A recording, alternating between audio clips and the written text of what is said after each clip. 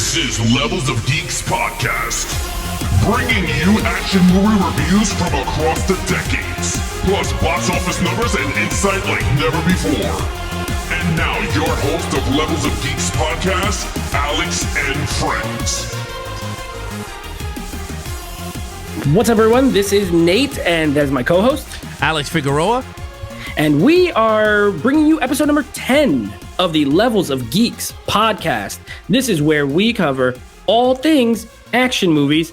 And this is a very special kind of sequel week, right? Last episode, Terminator 2. This time, a sequel to a movie we reviewed last week, 300 2. Although that's not the title. 300 Rise of an Empire is the title, but it's 302. So we, of course, are going to be going through doing our normal criteria. You guys know the drill by now. Main character, main villain, action, storyline, overall score. Then we're going to total it for you and let you know what we thought of the film as a whole entity. Of course, if you're watching this on YouTube, go ahead and give us your scores for 300 Rise of an Empire down below using that same criteria. Comment, like, share, subscribe if you don't already. And if you're listening on Apple Podcast or Stitcher, please give us a review. Let us know if you're enjoying the show. Let us know what we can improve on or what we can improve on. If you just like it as it is, tell us that as well. We really appreciate it.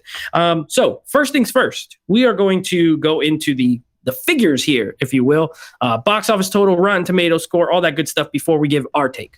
Yeah, so let's get right into it. 300 Rise of the Empire 2014. Look, this budget was at $110 million to film this movie. All right, so let's get right into these numbers. Domestic, it was $106 million in the U.S.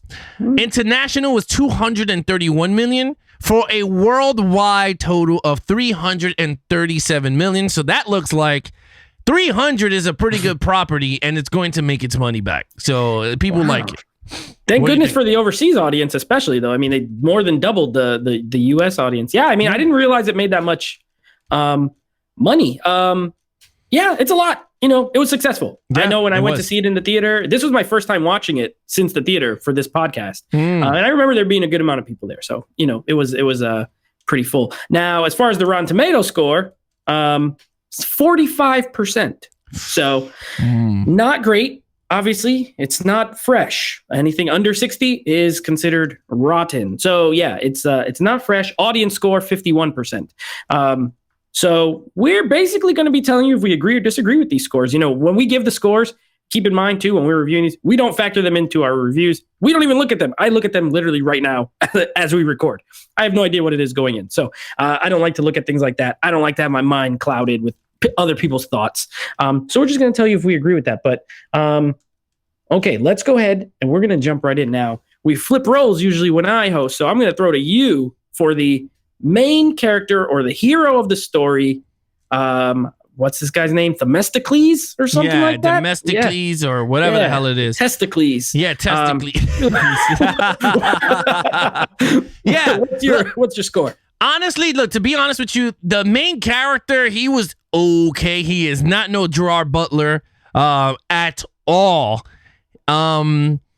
He was okay. I don't even know what to say because honestly, we're going to talk about this, and I know some people are going to laugh, some people are going to throw out, but his character was okay. He was a badass at times.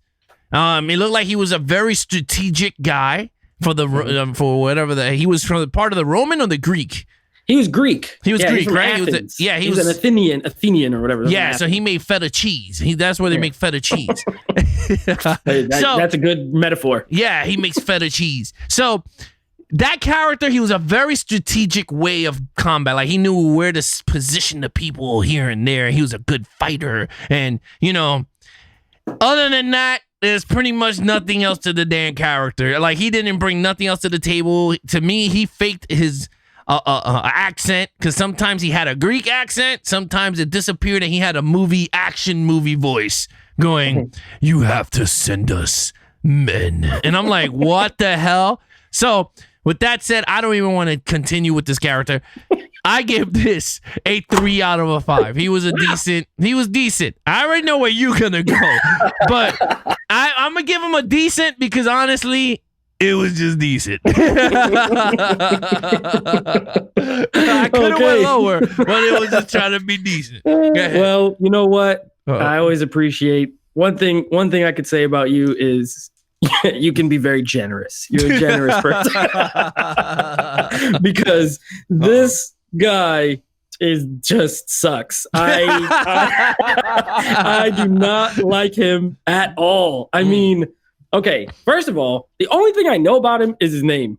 Okay, there's no backstory here. Nope. Zero. Not even a glimpse of a glimmer of a speck of a background story.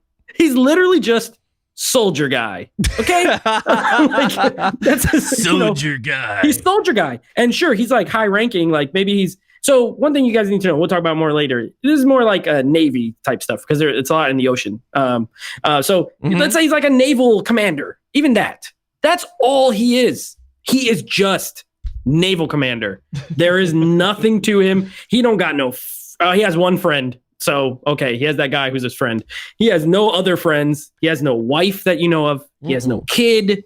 He has nothing that ties him. You know, when you see Gerard Butler in the first 300, King Leonidas, you know he got a wife at home who he loves. You see him as a kid, what he went through to become who he is. You're rooting for him so hard because of all that stuff. Yeah. I don't know. This guy is just some guy who they decided we're going to follow pretty much. When they're rushing through in that beginning scene like that, the movie opens with action. So like the guys are rushing like on the beach, they're fighting or whatever. They could have just the camera. It seems like the camera just stopped on him and that's we're just going to follow this guy. Like, I know it could have been anyone. It could have been the guy next to him and we just follow that guy. So I hated him. One, I didn't like him. I agree with you. I think his dialogue was bad. I think his delivery, he's not a good actor. Sullivan Stapleton, not amazing. He's tough, sure. He got the look, I guess. But when you I couldn't help but compare it to the first one, and that's the movie's fault for making it trying to be almost like so similar. Now he's not Gerard Butler. He's not even Michael Fassbender was cooler, and he's only in like 10 scenes in the first one. Yeah. You know what I mean? Or the friend, the King Leonidas' friend, the old guy who has the son in there. Yeah, he had a cool scene too. Yeah, and he had a way better same thing. He has some attachment. And they try to copy it in this one with that other friend with his son. But I didn't care for him. I don't like him at all. There you have it. Villain. Now, we're going to go to villain. So villain. I am glad I get to go first on villain because here's where things switch up a bit. And if this movie, to me, has one saving grace, it is one Miss Eva Green as the villain. So Xerxes was the villain in the first one. And he still is he's a character in this movie. But he's not the main villain of this storyline. In this storyline, it's Eva Green. She is terrific. She's always terrific. So she's one of those actresses who's like, I think she just goes under the radar. Unless you are like a big film fan and watch a lot of movies, you don't really know who she is usually. She's never the lead in anything. You know what I mean? Like if so, it's very rare. She's always a side character or whatever. But like if you just go down the list, like she was awesome in Casino Royale. Yes, she was awesome in this. She was really good in what's the movie? Oh, it's a movie nobody really likes, but I won't talk about it. Anyway, she's really good in everything I see her in. I always like her. And one thing she has that our lead character doesn't have is she has presence, right? She has like a magnetism. If she's on the screen, it doesn't matter who else is on there. You're looking at her. You know what I mean?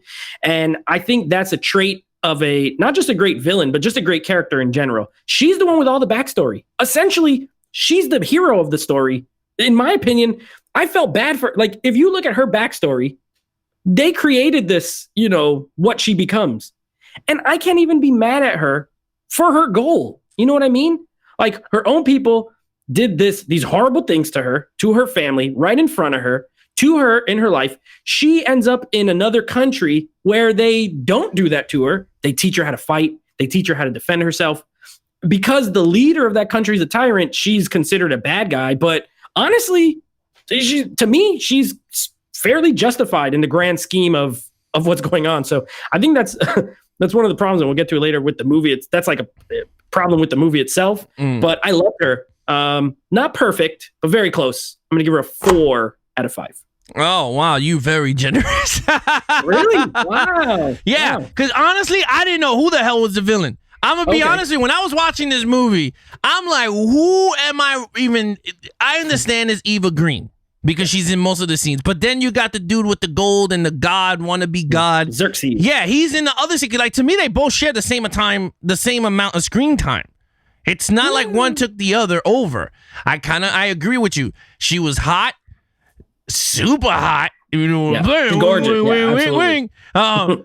In that one scene in the room. That scene was crazy. I love that scene. I mean, I think I rewinded like 8 times, but I was like, whoa. But anyway, I thought she was, you're right. Everything you said, I agree with. She's stunning. She's beautiful. I am, to be honest with you, she's one of the actresses that I'm very attracted by. Like, even if she walks near, like, by me, like, I'm, like, my wife already knows. Like, I'm attracted to Eva Green. I don't know if it's her eyes, green eyes. I don't know what the hell it is, but there's something about her that I'm very attracted to her by. I really don't know what it is, but I'm very attracted by her. But she is gorgeous. I did not care for her character. Yeah, she did have a background, but I'm like, then she should have been the main villain, not a side henchman, because that's what she was. She was a henchman. So I didn't care for her character. So with that said, I gave her a 2 out of a 5. Yeah, I didn't care for her because she's not a main character. She's not a main villain. The main villain is the god dude. No, he's not in this one. In this he is in this one. Not. He doesn't do so in the first movie. At least in the first movie, he didn't do nothing there. No, but he's the one overseeing like the military and everything. There is no other like general that you meet who's like in charge of the military or anything like that. Right. In this movie, she is the one leading the entire attack throughout the movie. She is on the boats. She is the one strategizing. And as a matter of fact, she tells him, like, she has that moment where she tells him, like, don't forget who even put you, on the throne. Like, she, because of the backstory, is kind of the catalyst to everything that happens with him. And because of that, it makes her the main villain. I guess. I just, you know what? That's my take. A 2. A 2. I'm just gonna put 2. I'm gonna explain why a 2 when we get to storyline. Yes. That's fair enough. Action. Okay, now we're gonna go to action, and this is you. Yes. Look, action. The minute this movie starts, and again, this movie was made with 3D in mind. Because there's a lot of 3D shots up in this piece when you're watching it. I mean, there's a lot of... So when this movie starts off, is it just straight... what is this? Testiculus, whatever his name is. Testiculus. Testiculus. He's running through the beach. I mean, they're fighting all over the place. I mean, they overused the crap out of slow motion all over the place, like The Matrix, and that thing annoyed me. But I'll talk about that overall. You see that action scene? I thought it was really well done. I thought that all that is well done. I think the boats in the ocean, that was well done. Look, this movie is action packed. Now, this is what they get. This is a fight of a fight. Like, you get fighting, not no. What is it? Planet of the Apes, War of the Apes, or whatever. And they didn't show that much fighting. This one, they show fighting. So with that said, I give this a 5 out of a 5 because you got straight action from beginning to end. A lot of love making up in the middle with my girl Eva Green. But with that said, I gave it a 5. Yeah, that's the best action of the movie is that action. Because all right, look, this is an incredible review as we go back and forth and flip-flop scores because I won't argue on the amount of action with you. It is entirely throughout the whole runtime. What I will argue with you is the quality of the action because it is, first of all, half of it's in slow motion. Okay, which means if you made it in regular speed, it'd only be like this movie would only be like an hour long if they just filmed it in regular speed. Like there's like half of the movie slow, so if they sped it up, an hour. This movie is super short. Like, but that's something that you put for the overall storyline. Yeah. Anyway, I don't like the way it's filmed. It looks murky. I hate the way it looks. I hate the way this movie looks. That's overall. No, but what I mean is in the action scenes. Yeah. No, I'm talking about specifically in the action scenes. I see what you mean. Okay. They do this thing where, like, if someone gets sliced, like, they throw blood on the camera. I hate that. That's 3D. They were trying to go for the 3D. I know, but I'm not watching it in 3D, so it's just horrible. Like, it's just horrible. Like, splattering the screen when they're in the water on the, because so I didn't watch it in 4K. I watched it on a 4K TV, but like it's a very good TV. When they're in the water scenes around the kind of outside of the frame, it almost looks like a misty, like there's water on. Like I hate it. I hate the way the action scenes look. I hate that is just like they tried to copy stuff that was cool in the first movie, but it ain't as cool this time. Like it's just not.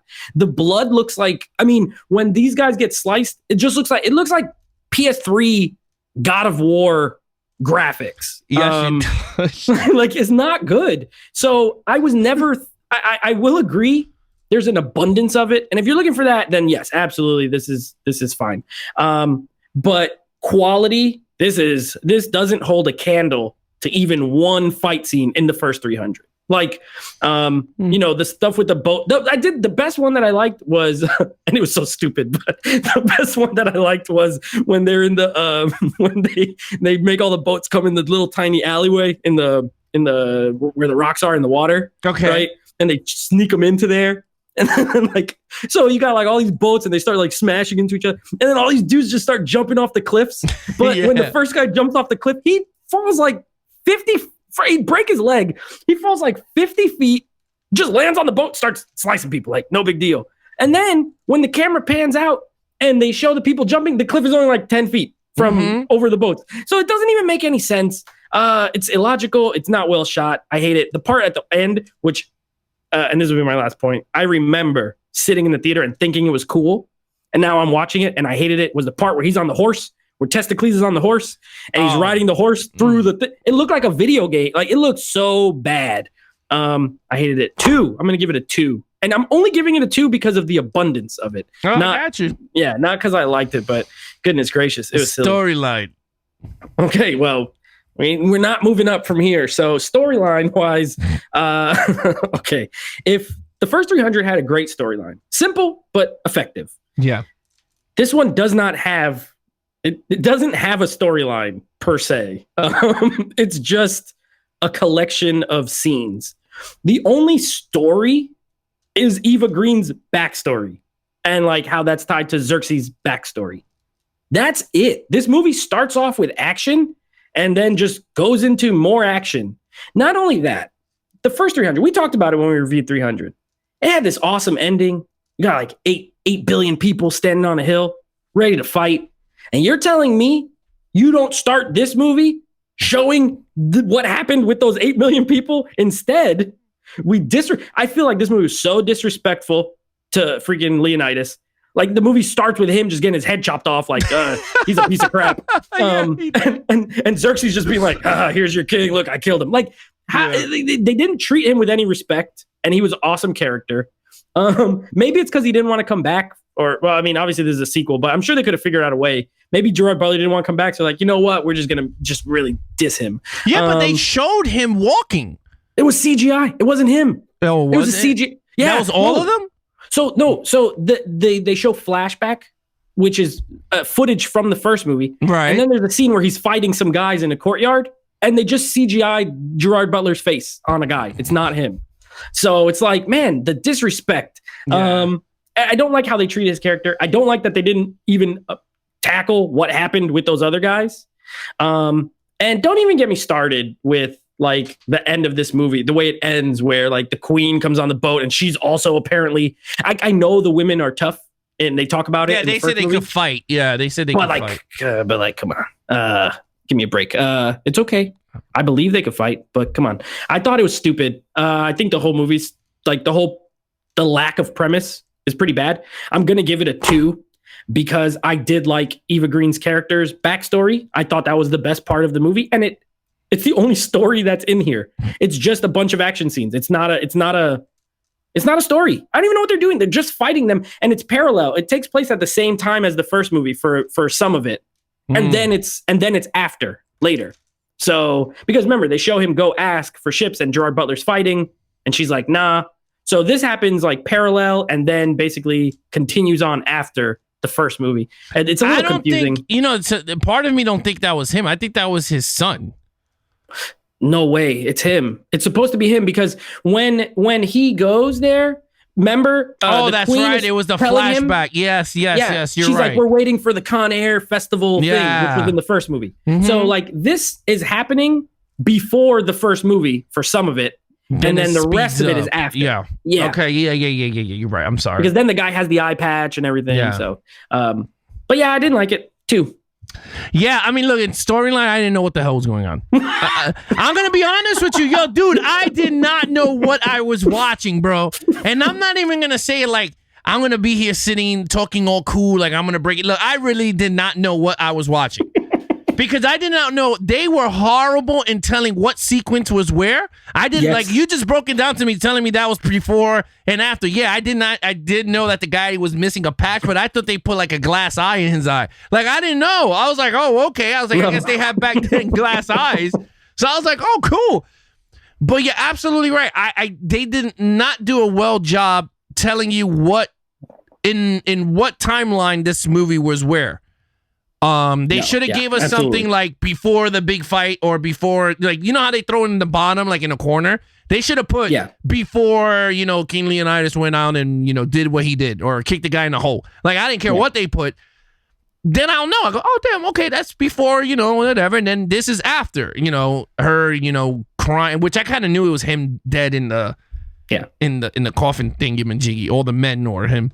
And your only clue, one of your only clues is there's like a line, and it's almost like a throwaway, which is, again, this is ties to what you're saying. Like, it's a poorly told story. Is where the guy is like, oh, right now, I think it was the bald guy who was in the first movie. Mm-hmm. He's like, oh, King Leonidas and them were ambushed going, through the hot gate by a traitor. So you know it's happening at the same time. Yes. If you're like not paying attention super well to that one little line, you're just like, I don't know. And I thought this whole movie was after until I started, you know, it's a sequel. So I thought it was after. Yeah, no. You're right. When he said that the Hunchback gave up their location or whatever, they betrayed them. And then the same Hunchback, he puts the knife in him. I'm like, all right, you stab him. Because everyone else would, King Leonidas would have stabbed him. Right. But he didn't stab him. He was like, go back and tell them that whatever he said. And I was just like, this is so corny, bro. Like, he has some corny line. Yeah. Look, honestly, I ain't gonna dwell on this much. I did not know what the hell the movie was about. Like, if you would have told me what is this movie about, all I know is about Eva Green getting banged on the table, because that's all I got from the movie. From a bunch of boats, like if they were playing Battleship. Because other than that, I didn't know what the hell this movie is about. So I gave this a whopping 1 out of a 5. Honestly, you haven't given many ones, I don't think. I don't give many ones in storyline because I kind of find the good in the storyline. Yeah. There is no good in this, bro. I cannot find nothing at all. Overall, I guess that's me. Yep. Look, overall in this movie, if you're one of those that love 3D, Blu-rays, then this movie's for you. This is for you. You want to see 3D titties everywhere when he's on the table getting banged? Then this is for you. That's all I gotta say, because honestly, the blood throwing in the screen, Nate said it's annoying. They should have did it 2 versions. If you got the Blu-ray 3D, then those effects will work. You go, oh, okay. If it was not on 3D, if it was on DVD or non-3D, if they put it on Blu-ray, then they should have gave it to you with a toned down blood version, slow motion, because all these slow motion and blood in the face is all for 3D effects, and it did not work for me. Like, I agree with Nate. This was god-awful movie, to be honest with you. And I'm going to be honest, because this is overall now. I'm not talking about each part. It's a bad movie. It's a very, very horrible sequel to 300. Zack Snyder should be really pissed off because he left this movie in one of the most pristine, mint condition comic book movie known to man. Because this movie, it's a masterpiece. Because we talked about it in the movie. It's a masterpiece of comic book movies. This is a masterpiece. This movie stunk. This is like someone took this graphic novel and threw it in a freaking pile of water and said, hey, this is what we're going to work with. It did not work for me. His wife giving the narration sucked because I was not into the movie at all. And I'm not saying because it narration twice. Yes. It's the same words. Yes. So for me, it did not get me amped like in the first movie because the guy with the one eye was telling the story. So it kind of felt like you were like, wow, this is a journey. Right. You didn't get that with King Leonidas' wife. It should have been. I mean, I don't mind if it was if she was doing it, but it had to be better story being told. Whether it's them trying to retrieve King Leonidas' body, trying to go through all those Persians to try to get it, and they got it, or the guy cuts his head off, There had to be something better. I know she was trying to tell the story, but the story stunk because I would have fell asleep. And again, she told the story in front of thousands of people, and the dudes in the back were cheering already. And I was like, oh my God. I'm like, this is a repeat of the dude telling the story out of the 150,000 people behind him. But again, look, with that said, overall, I gave this a 2 out of a 5 because Eva Green was hot and the action was subpar. So I just gave it a 1-on-1 on that. Other than that, it sucked. Okay. Yeah, you know what? Very fine points. Very fine points there, my good lad. I will not argue. I will add, okay, if I have to give any pluses, like I said, I did enjoy Eva Green. I thought she's one of the only things that was able to keep me watching and not from just I would have watched it so I could review this. But my brain would have literally just turned off if she wasn't there. I would have just been looking at stuff at that point. I was engaged with her character, so that's a point. Another point, and this is just, minor. I like the music in this movie. I know I kind of mentioned it when we were doing that live show Monday. Junkie XL does the score. The music is good. It fits the action. He's a good composer, not amazing, but good. I do like the sound or the score for this movie. Other than that, the video game blood is just absolutely horrible. The amount of it, I think they thought if we just put 80,000 gallons of CGI blood, people will think it's awesome. It's not. Yeah. The most hilarious part ever when they're this part made me laugh. So I guess points for that. When they have that ship and they're shooting the oil and that big fat guy gets covered and then he gets lit on fire and he falls in the oil. Can I just say, these dudes were shooting arrows from 2,000 feet away, hitting pinpoint accuracy with wind, rain. At night. At night. It was dark. This dude hit a fat dude on top of an oil rig and hits it in a perfect spot because he fell right into the jigs spitting out the oil. Well, first it catches on fire and then falls into the oil spray. It made me laugh. I'm serious. I rewound it. I was like, I can't stop laughing. It was so funny. I had to rewind it and watch That's it again. The equivalent of the this guy. Poor guy. He's just up here. Yeah, that's the equivalent of the guy hitting the propeller in the Titanic. You just start laughing. Yeah. That's hilarious. Yeah. It's not supposed to be funny, but it is. Yeah. Yeah, that's this part in this movie. I'm gonna go with you. I'm gonna give it a 2 as well. Not as entertaining as I remember. 7 years ago, me in my mid-20s, I thought it was okay. Obviously, okay enough to purchase because I bought it. But 33-year-old me hates it. Overall. So total score for me, that's if you're keeping track at home, that's a 1, a 4, a 2, a 2, and a 2. That's 11 out of 25.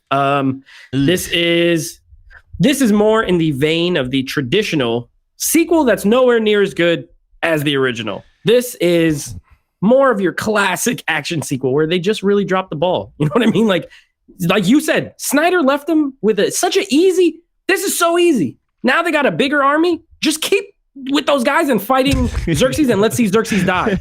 Xerxes doesn't even die at the end of this movie. What's up with that one guy? All he did was just make facial expressions. The dude with the long hair that looked like mad Spanish. Oh, that was the guy. I don't know what he did. I don't know. That's what I'm saying. He was there and he was like, "What do you think, my good lad?" And he's going, "Yeah, it's just." And I was like, this movie's just full of guys. There's no characters. There's no characters. And some of them was not even fit, like the guys in 300.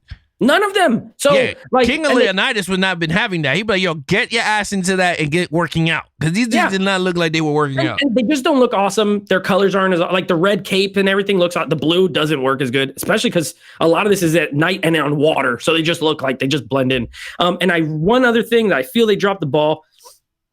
If you have a character like Eva Green who can fight, who can kill, straight up cuts a dude's head off nasty, right? And then you got the Queen from the original, and you want to show her as a warrior. How is there not a fight scene between the two of them? Oh my God, you're so right. I don't understand. It's so easy. Have her show up, fight and kill her. That will prove, okay, she's really about it. Instead, they just have her show up and slice some dudes and then the movie's over. You know what I mean? There's so many times in this movie where they just they had the ball and they're running and they just dropped it. They just fumbled it. and Dude, someone you're else so picked it up. right. They should have had the big battle in front of the God guy, Yeah, right? And, And Xerxes then have should her not have lived. Yeah, and then have her chop Eva Green's head off in front of him, and then and then it should end the movie her running towards him, and then he looks all scared on the throne, and then you end it. You don't have to show what happens. That's it. That's how you My end guess, it. the way this movie ends, my guess is, because it did make a lot of money, but they were maybe thinking, okay, if we keep ending it with these scenes of like people running at the camera, we can make another sequel. Oh, you know what I they're mean? not gonna make it. But they didn't, because it's already been, well, don't say never, because you know what? This movie came out 8 years after the first one. So we're only 6 years after this one. So it's still possible. That's all I'm saying. I hope not, but it's still possible. I mean, the only way I can see it if they have Gerard Butler's son, King Leonidas' son, leading the pack. Xerxes never died. So he's still alive. And that actor, all you got to do is paint him gold and CGI him giant. And Yeah, no, you you're got no right. problem. And, I mean, yeah, you're right. I mean, look, it is what it is. This sequel stunk. But like I said, I gave this a 13 out of a 25 due to the action. That's the only reason why I tied this guy. Nate's score of 11. But other than that, mine would have been at a 9 or a 10. But I gave it a 5 for action because I enjoyed all the action, even if it's slow motion and stuff. But other than that, this movie is a stinker. Like that, blah. I'm gonna look for like a stinky thing and drop it there. But It's a turd. yeah, guys, a big turd. But other than that, guys, look, if you enjoyed this video, please hit that like button, share, and subscribe to the channel if you guys are new. If you guys are listening to us on the go, all you gotta do is just subscribe to Levels of Geek Podcast. Hit some throw some feedbacks there so me and Nate can see what you guys like, what you guys don't like. We could improve on it. And then on we go with continuing with more of the movie. And also keep an eye out for next week and later this week. Next week episode, obviously, episode 11 will be Terminator 3, Rise of the Machines. But for episode 12, we're going to want you guys to tell us. So we just watched this piece of crap movie and we just told you how much of a piece of crap. We wanted to wash our palate a little bit. So we picked 4 Westerns. Okay. We haven't touched a Western yet. We said, why not? We'll throw it in, right? Those sprinkled in. We're going to do a lot of episodes of this. Eventually we'll do more, but we picked 4 Westerns and we want you guys, Alex is going to put a poll up, similar how they do the Cross the Streams poll. We want you guys to vote for the movie you want us to watch. Just so you know, the choices are going to be The Quick and the Dead, 3:10 to Yuma, the remake, The Magnificent Seven, the remake, and Tombstone.